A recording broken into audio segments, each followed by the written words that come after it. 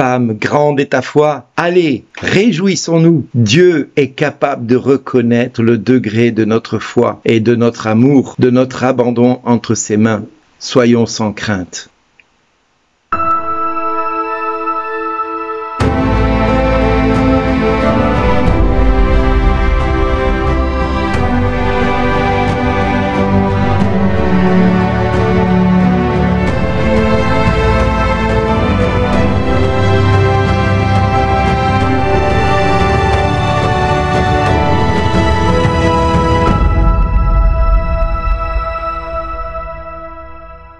Aujourd'hui, le message vous est adressé par Bernard Dill.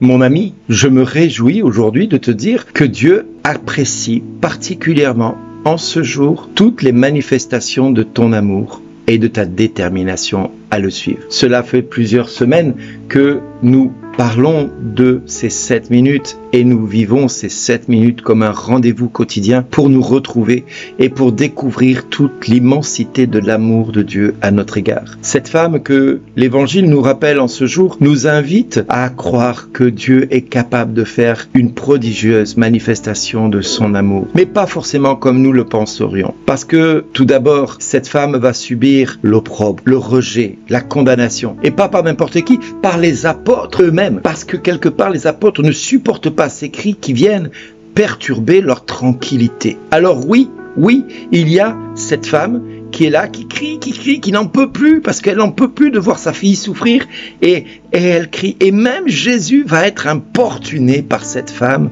mais pas n'importe comment. Jésus sait très bien de quel bois elle se chauffe, de quelle nature elle est, et il va quelque part provoquer en elle et susciter en elle, non pas la révolte, mais la détermination à obtenir quelque chose de sa part à lui. Alors il va pousser cette femme dans le summum de l'humiliation que les hommes sont capables de faire à cette époque-là. Mais femme, tu viens me déranger aujourd'hui? Tu oses quelque part m'importuner comme le disent mes disciples? Et oui, l'Église n'apprécie pas d'être dérangée par des hommes ou des femmes qui viennent perturber leur tranquillité et leur fonctionnement quotidien. L'Église, il faut dire que les hommes sont bien installés dans leur confort et dans leur pouvoir par moments et oublient qu'ils sont au service de tous et de toutes. Et quelques personnes viennent par moments les importuner et les déranger dans leur tranquillité quotidienne. Et Jésus va jouer le jeu de cette femme en se laissant importuner par elle et en lui disant: il n'est pas bien de prendre le pain des enfants. Oui, en clair, tu n'es pas juive et il n'est pas bon de venir prendre le pain des juifs, le pain de ceux qui sont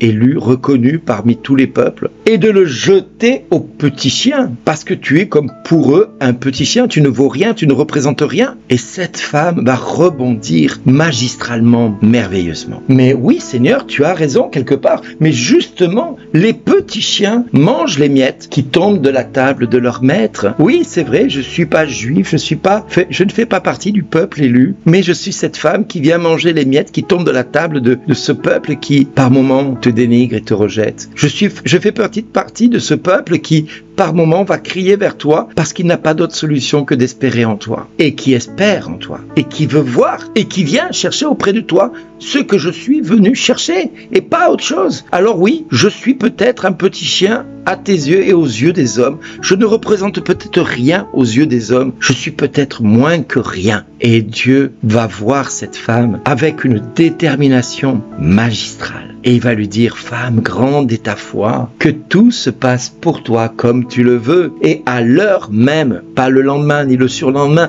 mais à l'heure même, sa fille fut guérie. Mon Dieu, j'ai envie de vous dire, mes amis, laissez-vous aimer par Dieu. Osez le déranger aujourd'hui, osez l'importuner, osez frapper à la porte de son cœur, parce que vous avez plusieurs manières d'aimer Dieu. Il y a la première manière, c'est la première que nous avons tous et toutes. À un moment donné, nous nous reconnaissons pécheurs et nous commençons à découvrir la miséricorde de Dieu dans notre vie et nous nous aimons pour nous-mêmes, nous apprenons à nous aimer pour nous-mêmes. Nous commençons à accepter l'être minable que nous avons été pendant un temps et nous commençons à nous laisser aimer par cet amour qui nous invite à nous aimer nous-mêmes. Puis la deuxième étape, c'est d'aimer Dieu pour ce qu'il a fait dans notre vie. Et ça, c'est une deuxième étape qui est indispensable pour grandir dans l'amour. Alors cette deuxième étape, nous allons découvrir tout ce que Dieu a fait dans notre quotidien et on va commencer à le bénir pour les merveilles qu'il a agi. Et ça, c'est la deuxième étape qui est la plus longue à acquérir parce que nous avons trop souvent tendance à nous rappeler tout ce que nous vivons de dur et nous avons du mal à voir Dieu agir dans notre quotidien. Mais cette étape, il faut la franchir parce qu'elle va nous conduire vers une troisième étape qui est l'amour de Dieu pour ce qu'il est. Et là, nous allons découvrir la sainteté de Dieu, la grandeur de Dieu. Nous n'allons pas chercher à obtenir de Dieu quelque chose parce que nous savons tout ce qu'il a fait déjà pour nous. Et donc là, nous commençons à l'aimer pour lui-même, pour ce qu'il est, dans sa nature divine, dans sa nature grandiose. Et là, c'est la dimension des saints que Dieu nous invite à découvrir. Ce que Sainte Thérèse de l'Enfant Jésus avait découvert, ce que Saint François avait découvert, et puis Saint Padre Pio et Saint Charbel. Ils ont découvert Dieu pour ce qu'il était lui-même. Et puis, il y a encore une dernière et ultime étape, je dirais, c'est l'amour dans l'abnégation totale. C'est l'amour de cette femme qui accepte d'être rien, de ne reconnaître rien en elle, de ne pas exister, de disparaître totalement, de ne plus être dans la demande ni dans la réception de quoi que ce soit, de ne plus aimer Dieu pour ce qu'il est, de ne plus chercher à se faire remarquer par Dieu, mais de laisser Dieu s'aimer soi-même en nous, de laisser Dieu nous aimer ou de s'aimer lui-même en nous, d'être simplement le tabernacle où il aime reposer. Et là, nous nous oublions, nous disparaissons totalement dans les besoins, dans les attentes. Nous ne cherchons rien de plus, nous n'attendons rien de plus de lui. Nous nous laissons aimer par ce qu'il est et nous le laissons s'aimer à travers nous, à travers ce que nous sommes. Nous sommes cette femme qui ose déranger Dieu et nous sommes à la fois cette femme qui n'attend rien des hommes, qui n'attend même rien de Dieu, mais qui se laisse surprendre par l'amour, qui se laisse surprendre dans cet amour infini que Dieu a de lui-même en sa créature. Parce que Dieu et le Père et le Fils s'aiment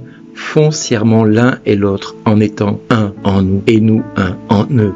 C'est toute la dimension de Jean 17, 20, 26. C'est de se laisser aimer et d'être amour totalement désintéressé. C'est laisser l'Esprit Saint nous animer de son amour pour aimer le Père et le Fils et le Père, et laisser le Père et le Fils et le Saint-Esprit s'aimer en nous. Là, c'est l'ultime étape à franchir. Alors, mes amis, en ce jour béni, je vous invite à vous laisser aimer, à laisser Dieu s'aimer lui-même dans votre nature, à laisser Dieu jaillir dans toute sa grandeur, dans tout ce qu'il est. N'ayez pas peur de l'importuner en ce jour, parce que vous allez grandir dans toutes les échelles de l'amour, jour après jour. Et moi, je me réjouis de voir ce que Dieu va faire dans votre vie, parce que je suis sûr d'une chose, c'est que Dieu te dira, comme il l'a déjà dit à cette femme, que tout se passe pour toi comme tu le veux en ce jour, en cette heure, à cet instant. Laisse-toi surprendre par Dieu aujourd'hui.